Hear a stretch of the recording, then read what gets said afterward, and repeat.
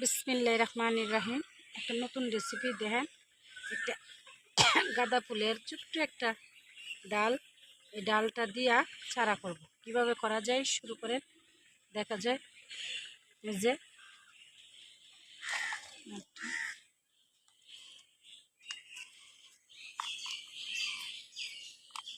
ছিদ্রি হইল মাটি,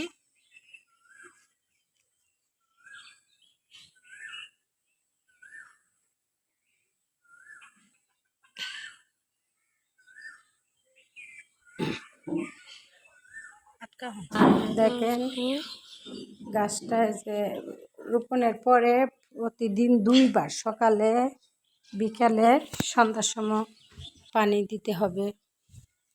পানি দিলে শেকড় গজে যাবে। 15 দিন পর এত বড় হয়েছে। এখন গাছটা চারাটা এই ছোট্ট টবে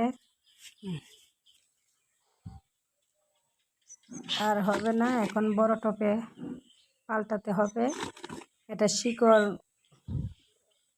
তৈরি হয়ে গেছে সম্পূর্ণ। এখন এই যে বড় একটা টবে রাখতেছি, বোতল, প্লাস্টিকের যেটা বোতল আমরা তেল খাওয়ার পরে যেটা ফেলে দেওয়ার বোতলটা, এটার মধ্যেই মাটি তৈরি করতেছি।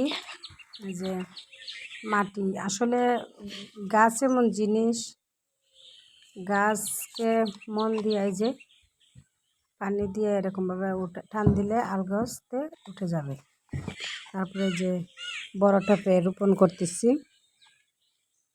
যেমনভাবে দিয়ে একটা মাটি দেওয়ার পরে গাছটা দ্রুত বাড়ে না, কোনো কিছুই দ্রুত বাড়ে না। একটা গাছের নিম্নে 3 মাস সময় লাগে। যে কোনো কৃষি, ধান করুক, চাল করুক, পাট করুক, আর ফুল গাছ হোক আর ফল গাছ হোক, যে কোনো গাছ 3 মাস। আর আম গাছ, জাম গাছ একটু বড় আকৃতির গাছ নিম্নে 5 বছর পরে ফলে, 2 বছর 3 বছর পর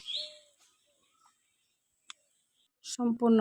এই যে 1 মাস পরে মাশাআল্লাহ আলহামদুলিল্লাহ দেখেন সুন্দর ফুল ধরেছে। এই যে 1 মাস পর 3টা ফুল আর ফুল আছে। এখন শীতকালের গাঁদা ফুল, কিন্তু আমি শীতকালে ছোট্ট একটা চারা থেকে তৈরি করছি। রহমতে আমার বাড়িতে অনেক চারা হয়েছে। আশা করি আমি আরো চারা বাড়াবো।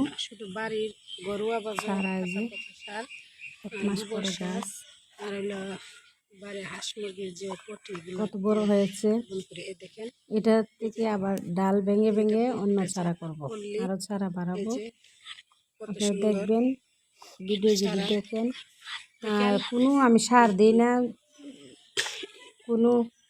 কোনো প্রকারের সার আমি দিই না। কম্পোস্ট, ভার্মি কম্পোস্ট, কোনো সার দিই না। এই সার শুধুমাত্র গোবর সার। আর আমার বাড়ি ঝাড়ু দেওয়ার পরে যে ময়লা টয়লা থাকে, পাতা টাতা, এগুলি দিয়ে আমি সার বানাই রাখি। এইগুলি দিয়ে আমি গাছ করি। আমার কাছে আরও অনেক গাছ আছে। আপনারা নতুন নতুন ভিডিও দেখতে চাইলে দেখবেন। আসলে আমরা গ্রামের মানুষ, সার আমরা কিনতেও যাই না, অলস করে আমরা বাজারে যাইও না, প্রতিদিন আনতেও চাই না। আমরা বাড়িতে যে আশেপাশে যে একবারে টাকা খরচ ছাড়া যেগুলা পাওয়া যায় এগুলা দিয়ে আমরা করি। যে এটা আবার ডালটা ভেঙে গেছিল, আমি ডালটা দিয়ে আরেকটা চারা তৈরি করব।